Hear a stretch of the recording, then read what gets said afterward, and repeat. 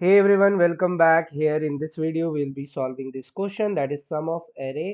तो सबसे पहले हम लोग क्वेश्चन को देखेंगे, फिर डिस्कस करेंगे what should be the approach and then we will see it in code. Right. So do hit the like and subscribe button and guys do share this video as much as possible. So let's start. Here the question is we have an array here and these are all the elements like total 4 elements are there 1 2 3 4 and in the second example 6 elements are there 5 8 3 10 22 45. Basically the question is saying that we have to add all the elements and then return the sum. As simple as that. I hope you understand till here. So question basically is saying that we have to add 1 plus 2 plus 3 plus 4 is equal to 10. This will be our output. But in this question, there is no such case like what if my array does not contain any element. मेरे array के अंदर कोई element है ही नहीं, मेरा array का set null है. तो ऐसा कोई केस नहीं दिया है, तो this will be easy. So let's understand this. First of all, if you are dealing with an array, अगर तुम्हारे पास एक एरे दिया हुआ है and you are dealing with an array, तो सबसे पहले हम लोग को क्या करना है? सबसे पहले इस एरे को ट्रैवर्स करना है. सबसे पहले इस एरे के एक एक इंडेक्स को पकड़ पकड़ के स्टोर कराना है. ठीक है. फिर जब मेरे पास इसको ट्रैवर्स कराएंगे तो वो कैसे कराएंगे? फॉर लूप के हेल्प से. तो यहाँ पे लूपिंग का कॉन्सेप्ट लगेगा. तो ये हो जाएगा हमारा पहला स्टेप. मतलब अगर मेरे को एरे को ट्रैवर्स कराना है तो हम यहाँ पे लूपिंग के कॉन्सेप्ट को यूज करेंगे.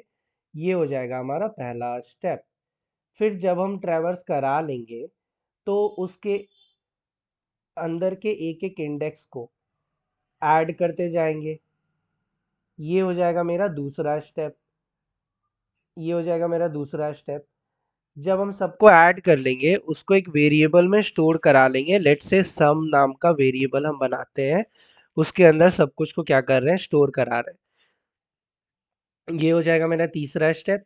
और लास्ट में हम सम को रिटर्न कर देंगे. यही तो मेरे को करना था ना. सम सम ही तो मांग रहा था ना क्वेश्चन में. तो सबसे पहले क्वेश्चन को ब्रेक डाउन करते हैं हम लोग. हमारे पास एक एरे है तो उसको ट्रैवर्स कराने के लिए फॉर लूप का कॉन्सेप्ट का यूज़ करना होगा. ठीक है, इतना दूर क्लियर है. फिर जब हम लोग ट्रैवर्स कराएंगे तो उसके एक एक इंडेक्स को आइट्रेट करके एक एक इंडेक्स को ऐड करा करा के उसको एक वेरिएबल में स्टोर करा लेंगे और उस वेरिएबल को हम लोग रिटर्न कर देंगे. यही था क्वेश्चन. तो इसको हम लोग देखते हैं कोड में. फर्स्ट एक वेरिएबल बनाते हैं सम नाम का. इनिशियली 0 दे देते हैं. ठीक है. अब लूप का कॉन्सेप्ट है, मतलब एरे है तो लूप लगाते हैं. इसको थोड़ा जूम इन कर लेते हैं. ये रहा इसका बेसिक सिंटेक्स फॉर लूप का. I should be less than what? जो मेरा एरे है उसके लेंथ से छोटा होना चाहिए. तो मेरे एरे का नाम क्या है? ए. तो यहाँ पे हम ए डॉट लेंथ. एक और चीज़, यहाँ पे डेटा टाइप लॉन्ग दिया हुआ है. इस चीज़ का डेटा टाइप भी लॉन्ग दिया हुआ है, तो यहाँ पे हम लोग को लॉन्ग लेना ही ठीक रहेगा. इंट वहाँ पे हम लोग नहीं ले सकते. और लास्ट में क्या हो जाएगा? आई प्लस प्लस. अब जो मेरा ये सम होगा उस सम को हम लोग क्या कराने वाले हैं? उसके अंदर स्टोर कराने वाले हैं. सॉरी, मेरे एरे का नाम है ए. तो जो मेरा इंडेक्स पे जो भी नंबर आएगा वो धीरे धीरे करके सम के अंदर स्टोर हो जाएगा. जैसे इसमें सबसे पहले कौन सा स्टोर होगा? पहला नंबर 1 स्टोर होगा. फिर जो सेकंड इंडेक्स पे फर्स्ट इंडेक्स पे 2 आता है, जीरोथ इंडेक्स पे 1 आया तो 1 को स्टोर करा दिए. फर्स्ट इंडेक्स पे 2 आया, ये वाला 2 आया फर्स्ट इंडेक्स पे, तो इसको 1 में क्या करा दिए? ऐड करा दिए. Sum is equal to sum plus array of I. और लास्ट में हम लोग क्या करेंगे? रिटर्न करा देंगे सम को. देखते हैं सही होता है कि नहीं. Let's see. हाँ, हमारा एक्सपेक्टेड आउटपुट और मेरा हमारा आउटपुट और एक्सपेक्टेड आउटपुट क्या आया? सेम आया. So I hope you understand till here. कुछ नहीं करना था, क्वेश्चन को बस पहले समझ के उसको ब्रेक डाउन किया हमने. कि हमारे पास एक एरे दिया हुआ है, तो उसको हमको ट्रैवर्स कराना पड़ेगा, यानी लूप का कॉन्सेप्ट।